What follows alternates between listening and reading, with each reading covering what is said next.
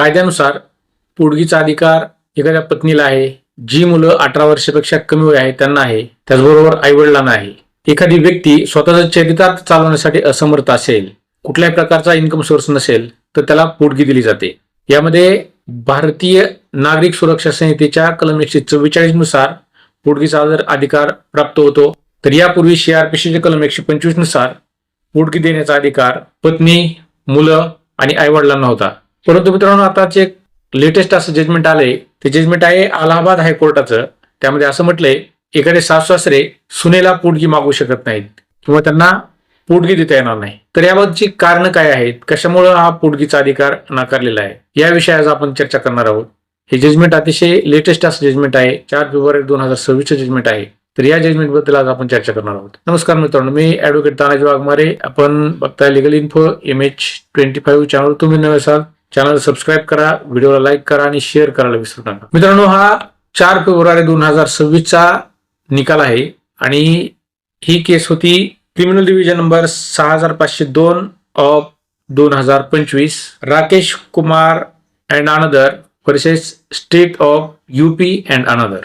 तर मित्रांनो, या जजमेंटमध्ये काय झालं होतं की सासू सासरे हे वयस्कर असल्यामुळं त्यांनी सुनेला पोटगी मागितलेली होती. कारण ते त्यांचा मेंटेनन्स, त्यांना राहण्यासाठी, जगण्यासाठी किंवा दवाखान्यामध्ये खर्च करण्यासाठी त्यांच्याकडे पैसा नव्हता आणि त्यांना सांभाळणारे इतर कोणीही नव्हतं. कारण त्यांचा जो मुलगा होता तो पोलीसमध्ये होता आणि त्या पोलीस मुलाचा मृत्यू झाल्यामुळं त्यांच्याकडं त्यांना कुठल्याही प्रकारचा आधार नव्हता.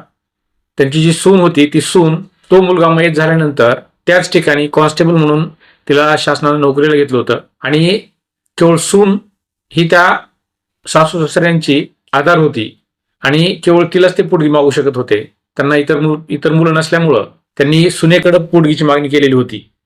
तर 2025 मध्ये त्यांनी फॅमिली कोर्टामध्ये सुनेविरुद्ध भारतीय नागरिक सुरक्षा संहितेच्या कलम 144 नुसार सुनेकडून त्यांना राहण्यासाठी पोटगी मिळावी, त्यांना राहण्यासाठी, खाण्यासाठी किंवा त्याचं जे भरण पोषण आहे त्याच्यासाठी त्यांनी पोटगी मागितलेली होती. त्यामध्ये त्यांचं असं म्हणणं होतं की आम्हाला इतर कुठलाही आधार नाही, आम्ही अडाणी आहोत, आम्ही असुशिक्षित आहोत, आम्हाला जगण्याचं कुठलंही साधन नाही आणि केवळ सून हीच आम्हाला पोटगी देऊ शकते आणि आमचा सांभाळ करू शकते. तर केवळ तिच्याशिवाय आम्हाला कोणीही नाही. तर त्यामुळं त्या सुनेनं आम्हाला पोटगी द्यावी, अशा प्रकारची केस त्या सुनेविरुद्ध फॅमिली कोर्टामध्ये या राकेश कुमार आणि त्यांच्या पत्नीनं मागितलेली होती. त्यानंतर प्रस्तुतच्या प्रकरणामध्ये दोन्हीकडच्या बाजू विचारात घेतल्या. यामध्ये सुनेचं असं म्हणणं होतं की ज्यावेळेस त्यांचा मुलगा मयत झाला, त्यावेळेस मयत झाल्यानंतर गव्हर्नमेंटकडून जे पेमेंट मिळालं त्यामध्ये या आईनं पैसे घेतलेले होते आणि सुनेलाही पैसे मिळाले होते. म्हणजे सासू सुनेला दोघींनाही पैसे मिळालेले होते. तर याच्यामध्ये अर्धी रक्कम ही सासूला दिलेली होती, अर्धी रक्कम सुनेला दिली होती आणि त्यामुळं हे सासू सासरे जे आहेत त्यांना पैसे मिळालेले आहेत आणि त्यामुळे मी यांना सांभाळू शकत नाही, यांना पैसे देऊ शकत नाही किंवा माझी त्यांना सांभाळण्याची ऐपत नाही. कारण माझ्यावर माझे जे मुलं आहेत त्या मुलांची कौटुंबिक जबाबदारी आहे, त्यांना सांभाळण्याची जबाबदारी आहेत. यामध्ये सुनेचं अशा प्रकारे म्हणणं होतं. त्यानंतर फॅमिली कोर्टानं दोन्ही बाजूंचं म्हणणं विचारात घेतलं आणि फॅमिली कोर्टाने त्याचं जजमेंट दिलं, त्यांची ऑर्डर केली. त्यामध्ये असं म्हटलं की इथिकली दृष्टीनं किंवा मॉरल दृष्टीनं, मॉरॅलिटीचा जर विचार केला तर सुनेनं सासू आणि सासऱ्यांना सांभाळणं गरजेचं आहे.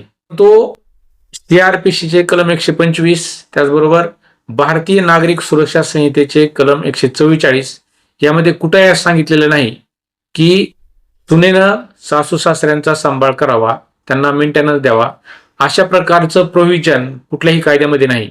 त्यामुळं केवळ पत्नी, मायनर मुलं आणि आई वडील हेच फक्त मुलाला पोटगी मागू शकतात, पत्नी पतीला पोटगी मागू शकते आणि मुलं वडिलांना पोटगी मागू शकतात. सासू सासरे सुनेला पोटगी मागू शकत नाही. अशा प्रकारची प्रोव्हिजन कुठल्याही कायद्यात नसल्यामुळं राकेश कुमार यांचा जो अर्ज होता तो अर्ज फॅमिली कोर्टाने फेटाळला आणि त्यांना पोटगी देण्यास नकार दिला. त्यामुळं राकेश कुमार त्यानंतर अलाहाबाद हायकोर्टामध्ये त्यांनी रिव्हिजन दाखल केलं आणि त्यामध्ये खालच्या कोर्टाने जे काही जजमेंट दिले त्या जजमेंटमध्ये ज्या काही चुका झालेल्या त्या दुरुस्त करून आम्हाला पोटगी मंजूर करण्यात यावी, आमचा सांभाळ या सुनेनं करावा आणि त्यांना पोटगी सहित इतर खर्चही द्यावा, अशा प्रकारची मागणी त्यांनी उच्च न्यायालयापुढे केली. उच्च न्यायालयाने ही खालच्या कोर्टात जजमेंट कायम ठेवून त्यामध्ये असं सांगितलं की सीआरपीसीचे कलम 125 आणि सध्याचं भारतीय नागरिक सुरक्षा संहितेचे कलम 144 यामध्ये असं कुठेही प्रोव्हिजन नाही की सासू सासऱ्यांना सांभाळण्याची जबाबदारी सुनेची आहे आणि सुनेनं सासू सासऱ्यांना पोटगी देण्यात यावी. केवळ या दोन्ही कलमामध्ये पत्नी पतीला पोटगी मागू शकते, मुलं वडिलांना पोटगी मागू शकतात आणि आईवडील मुलांना पोटगी मागू शकतात. या व्यतिरिक्त कुठलीही प्रोव्हिजन किंवा भारतामधल्या कुठल्याही कायद्यामध्ये अशी प्रोव्हिजन नाही की त्यांनी सुनेला पोटगी मागावी, सासू सासऱ्यांनी सुनेला पोटगी मागावी आणि ती मंजूर करावी. अशा प्रकारचं कुठलंही प्रोव्हिजन कायद्यामध्ये नाही. मॉरॅलिटीचा विचार जर केला तर मॉरॅलिटीनं सुनेनं सासू सासऱ्याला सांभाळायला पाहिजे, त्यांना पोटगी द्यायला पाहिजे, त्यांचा सांभाळ करायला पाहिजे. ही गोष्ट जरी खरी असली तरी कुठलीही प्रोव्हिजन नसल्यामुळं आणि कायद्यानं न्यायाधीशांचे हात बांधल्यामुळं, कोर्टाचे हात बांधल्यामुळं या सासू सासऱ्यांना पोटगी देता येणार नाही. पोटगीचा जर विषय असेल तर पोटगी देता येणार नाही. केवळ प्रॉपर्टीमध्ये जर प्रॉपर्टी मागितली असती किंवा प्रॉपर्टीमध्ये या सासू सासऱ्यांचा आणि सुनेचा हिस्सा असता तर त्यांना देता आला असता. कारण हे जे केस आहे ते केवळ पोटगीची केस आहे, प्रॉपर्टीची केस नाही. प्रॉपर्टीच्या केसमध्ये वेगळ्या प्रकारचे प्रोव्हिजन असतात, पोटगीमध्ये वेगळ्या प्रकारचे प्रोव्हिजन असतात. त्यामुळं फॅमिली कोर्टात जजमेंट कायम ठेवून दिनांक 4 फेब्रुवारी 2026 रोजी अलाहाबाद हायकोर्टानं महत्वाचं असं जजमेंट दिलं आणि त्यामध्ये सासू सासऱ्याला सुनेकडून पोटगी मंजूर करता येणार नाही किंवा सासू सासरे सुनेला पोटगी मागू शकणार नाहीत अशा प्रकारचं एक महत्वाचं जजमेंट दिलं.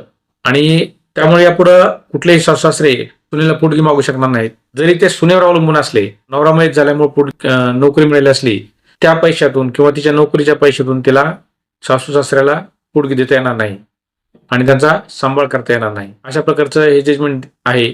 मित्रांनो, या जजमेंटबद्दल तुम्हाला काय वाटतं याबद्दलच्या कमेंट बॉक्समध्ये राईट डाऊन करा. चॅनलवर तुम्ही नवीन असाल चॅनलला सबस्क्राईब करा, व्हिडिओला लाईक करा आणि शेअर करायला विसरू नका. धन्यवाद.